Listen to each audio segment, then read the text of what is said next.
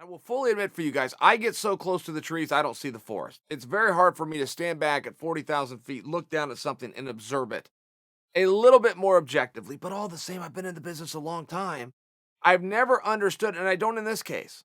And I want to.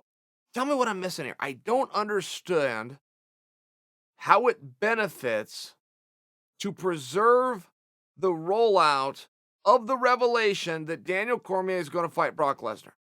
For some reason, that's very important to keep that a secret. And I don't know why.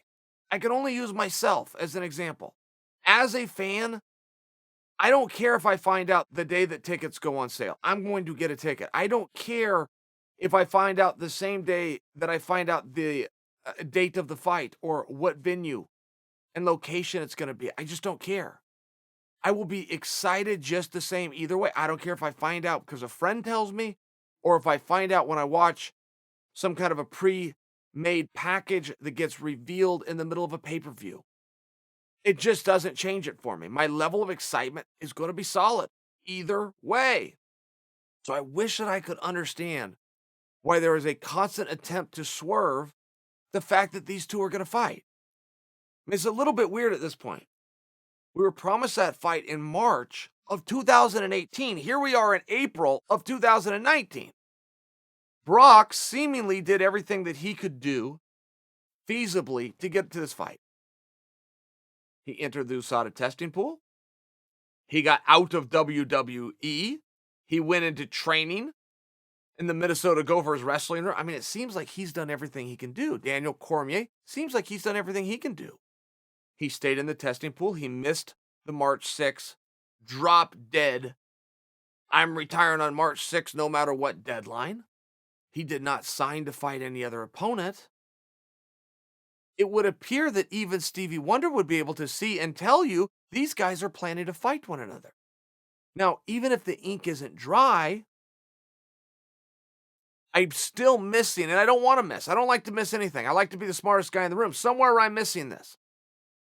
I'm not seeing how it would be a negative to say we're working with Brock. He passed USADA. He's eligible for license. He's now free from WWE. Daniel's over there waiting. Hasn't taken anything else. And we're just looking for a venue this summer. I don't see how that would be bad. It seems to me that would create a speculation and a talk and a chatter, and we could start to have some fun.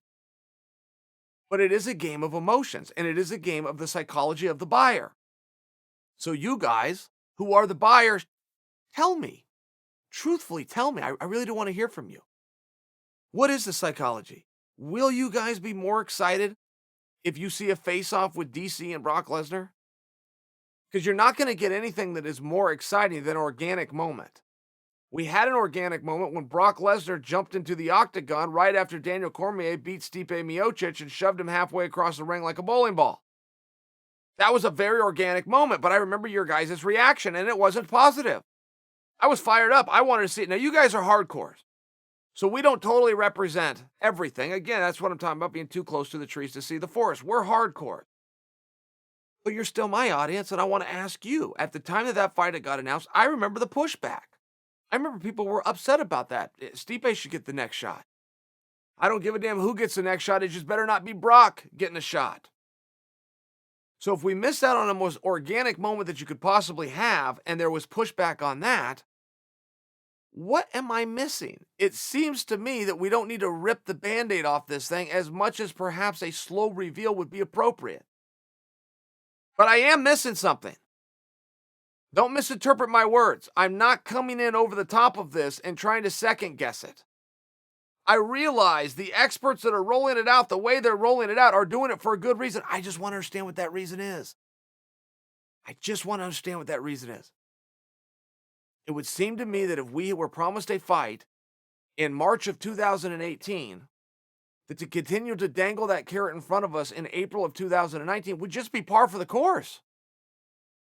What are you possibly going to do? Go face these guys off together and hope that Brock shoves him? Of course not. Whatever you do, it's going to be a letdown from the way that the first fight was announced, the way that it was first revealed. I think you start the chatter. I think you start the dialogue. I think if you can't get the contract done with Brock, great. You move on. You put Stipe in, but you add that to the storyline. I don't think you have to start fresh.